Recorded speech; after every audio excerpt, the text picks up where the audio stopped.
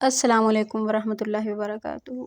کیسے ہیں آپ سب؟ امید کرتی ہوں آپ سب خیریت سے ہوں گے۔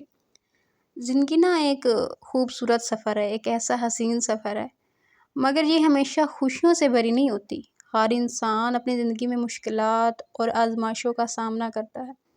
یہ آزمائشیں کبھی کبھار بہت زیادہ سخت ہوتی ہیں اور انسان کو سوچنے پر مجبور کر دیتی ہیں کہ آخر یہ سب کیوں ہو رہا ہے اور کس لیے ہو رہا ہے۔ کیا یہ خدا کی ناراضگی کا نتیجہ ہے یا یہ کوئی آزمائش ہے؟ ہمیں کسی بھی بڑی حکمت کی طرف لے جاتی ہیں ایسی آزمائشیں۔ یہ جو ہمارے ذہنوں میں سوال اٹھتے ہیں کہ کیا یہ آزمائش ہے یا ہمارے اوپر کوئی ہمارے گناہ کی سزا ہے، تو یہ نہیں سوچنا چاہیے۔ ہر آپ کے اوپر آزمائشیں ہوں گی۔ اللہ تعالیٰ ایک دم سے اللہ تعالیٰ نعوذ باللہ ظالم نہیں ہے۔ وہ ہمارے اوپر آزمائشیں اگر ڈالتا بھی ہے تو وہ ہمیں مضبوط کرنے کے لیے ڈالتا ہے، اور ان کا کوئی نہ کوئی مقصد ضرور ہوتا ہے ان آزمائشوں کا۔ اور ہر آزمائش کی نوعیت جو ہوتی ہے وہ مختلف ہوتی ہے۔ آزمائشیں انسان کی زندگی کا حصہ ہیں۔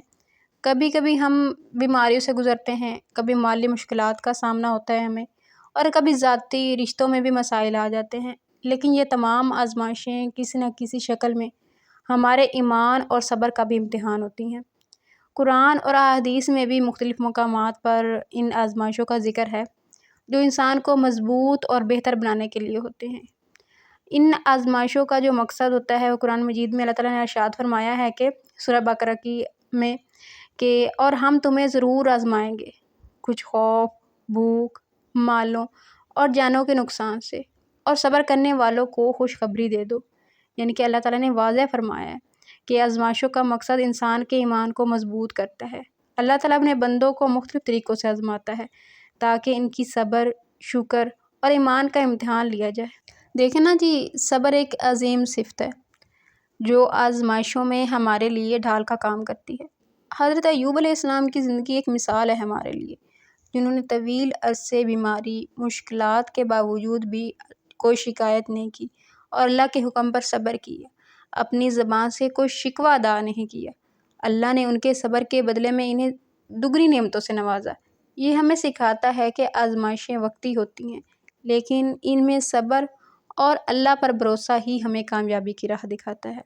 یعنی کہ صبر جو ہے اس کے لازمی شرط ہے۔ مشکلات میں ہمیں پھر اللہ تعالیٰ سے مدد بھی حاصل کرنی چاہیے۔ آزمائشوں کے دوران اللہ تعالیٰ اپنی بندوں کو بھی اکیلا نہیں چھوڑتا۔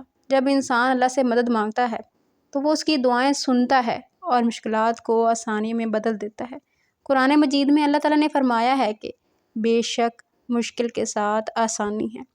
یہ آیت ہمارے ایمان کو تقویت دیتی ہے کہ ہر مشکل کے بعد آسانی آتی ہے، اور اللہ اپنے بندوں پر کبھی بھی ظلم نہیں کرتا۔ آزمائشیں یا رحمت ہیں یا عذاب، اگر اس بارے میں سوچا جائے تو یہ ہماری مشکلات اللہ کا عذاب ہیں یا اس کی رحمت، لیکن یہ حقیقت ہے کہ اللہ اپنے بندوں کو عذاب نہیں دیتا جب تک وہ اپنی نافرمانیوں پر قائم نہ ہو۔ آزمائشیں دراصل اللہ کی طرف سے ہمارے لیے ایک موقع ہی ہوتی ہیں۔ ہم اپنی غلطیوں سے سیکھیں اور اللہ کی طرف رجوع کریں، یہ ہمارے لیے عذاب نہیں ہوتی۔ ہمیں اللہ تعالیٰ اپنے آزمائشوں کے ذریعے مضبوط بناتا ہے اور ہمیں موقع دیتا ہے کہ ہم اللہ تعالیٰ کے اور بھی قریب ہو جائیں۔ اگر ہم یہ سوچیں کہ آزمائشوں کا مقابلہ کیسے کریں، جب ہم پر آزمائشیں آتی ہیں تو ہمیں کس طرح کا رویہ اختیار کرنا چاہیے، ہمیں کیا دعائیں پڑھنی چاہیے اور کون سی عملی تدابیر اپنانی چاہیے، یہی جواب ہے کہ آزمائشیں زندگی کا حصہ ہیں، لیکن ان کا مقصد ہمیں مایوس کرنا نہیں ہوتا، بلکہ ہمیں بہتر اور مضبوط انسان بنانا ہوتا ہے۔ یہ عمل ہمیں اللہ سے قریب کرتی ہیں، ہماری کمزوریوں کو ظاہر کرتی ہیں اور ہمیں صبر اور شکر کرنے کی راہ دکھاتی ہیں۔ ہمیں یاد رکھنا چاہیے کہ ہر آزمائش کے بعد آسانی ہے، اور اللہ اپنے صابر بندوں کو کبھی مایوس نہیں کرتا، اور ہمیں زیادہ سے زیادہ اللہ تعالیٰ سے دعا کرنی چاہیے کہ وہ ہمیں آزمائش کی گھڑی سے سرخرو کرے، ہمیں کامیاب کرے اور ہمیں ہماری زندگی میں سکون آئے۔ اللہ تعالیٰ سے دعا جو ہے وہ ایک بہترین راستہ ہے آزمائشوں سے نکلنے کا، اس کے ساتھ ساتھ صبر کا دامن اختیار کرے، صبر کا دامن نہ چھوڑے۔ اللہ سے دعا ہے کہ وہ ہم سب کو آزمائشوں میں صبر عطا فرمائے اور ہمیں کامیاب بنائے۔ آمین۔